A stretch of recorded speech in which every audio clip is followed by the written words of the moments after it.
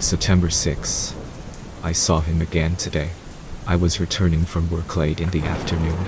I chose to walk through the park since the weather was nice and the streets were crowded. He was hiding behind a large tree in the far end of the park, where most of the lights have stopped working. I could barely see his body, but his eyes were visible. He was looking at me, spectating every step I took. I tried to ignore him and looked away.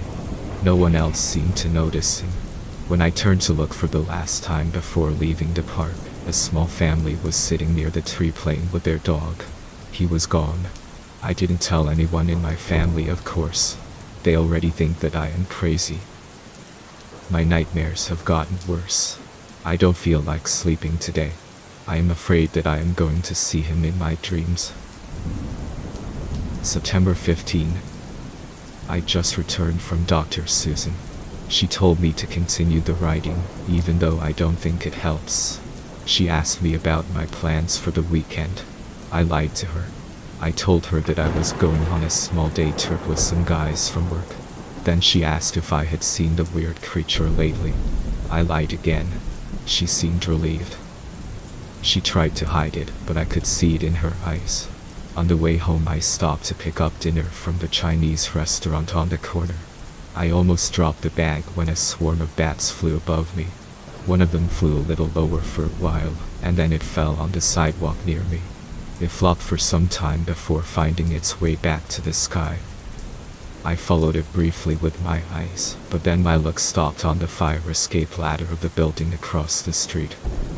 For a moment I thought I saw him above me, on the third floor. Then a passing by car lit the wall for a second to reveal that it was just a painting that someone drew with sprays. I might watch TV and eat my dinner. I feel so tired today. October 8. I didn't feel like going to work today.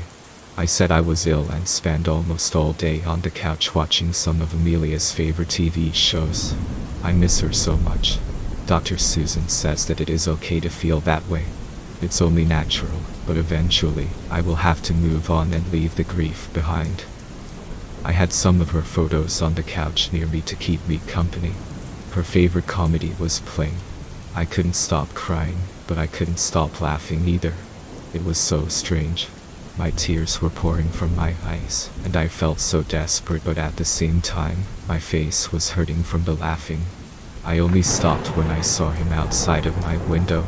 My flimsy curtain wasn't able to hide him. I froze for a second, but then I ran to the window.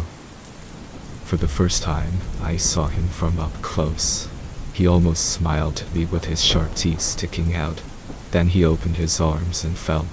I don't know for how long he was observing me. It was like he understood, like he knew what I was going through, and he was delighted by that. I haven't been able to let the phone out of my hands since. The 911 is dialed on the screen. I guess that this is going to be a long night. October 24.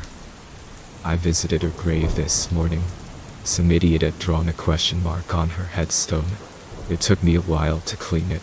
The creature was there, a few feet away from me, hiding behind a demolished wall of an old building. I don't mind it anymore.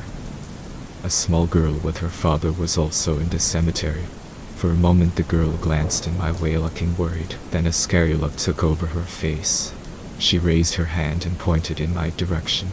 I thought that she was pointing at me, but then I realized she had spotted the creature. She pulled her father's sleeve, trying to get his attention. When she managed to do so, her father raised his eyes, trying to understand what his daughter was saying to him. His eyes were watery. She said to him something, and then he got really upset. He took her and left the cemetery, almost dragging her behind. Could it be possible that she could also see the creature? Would that mean that he is real after all? I have an appointment tomorrow with Dr. Susan. I don't know if I should talk about it with her. Maybe in the morning, I will decide. November 9. My niece's birthday is on Saturday. My sister brought me the custom in order to try it. I promised her that I would practice some of my old juggling tricks and jokes. At first, I didn't want to go at all, let alone participate in the entertainment of the kids, but she doesn't take no for an answer. She said that it would be good for me. I have been wearing the costume for a couple of hours now. I even painted my face white. I don't know what it is, but it makes me feel better. Every time I look myself in the mirror, I laugh hysterically, so loud that I even alerted my neighbors. The old sweet lady that lives in the apartment next to me came to check up on me. I didn't want to scare her when I opened the door, but I didn't have time to remove the paint from my face. Behind her, at the end of the hallway, the creature was lurking.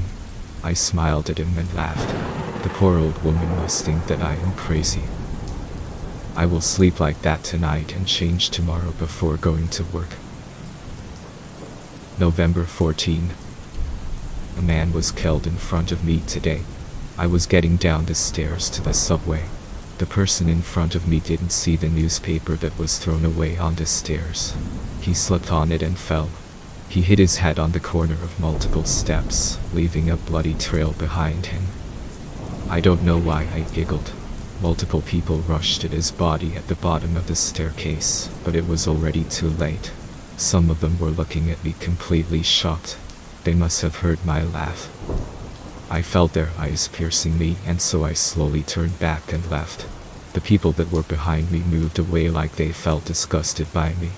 While I was passing by them, I felt like everything became darker. Their teeth seemed unusually sharp and their ears pointy. The skin on their face was also dark and rough. I shook my head and everything turned back to normal. I came straight back home, hearing the ambulance sirens on the way. A police car was circling the area like searching for something. For a moment I thought I saw the creature on the back seats of the police vehicle. It is really unlucky that Dr. Susan is out of town. I have to talk to her. She agreed to see me when she gets back next week. I think that I will order some food after I wash my face. November 21. My appointment with Dr. Susan was today.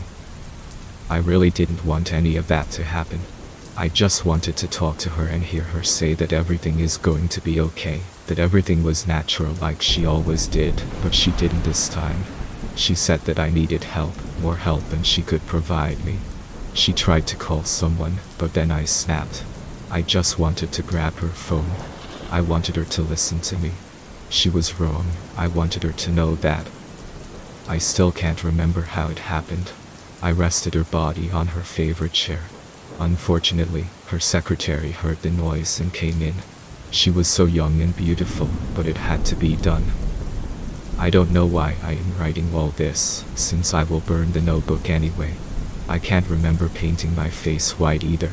The red from the blood is now mixed with the paint, and I can't remove it. My apartment seems smaller. I guess those are the last minutes that I am spending here. I will leave and search for him. I know he will be there, at the place that I first saw him. I know I will find him at the cemetery near her grave. Thank you very much for watching. Subscribe and like this video.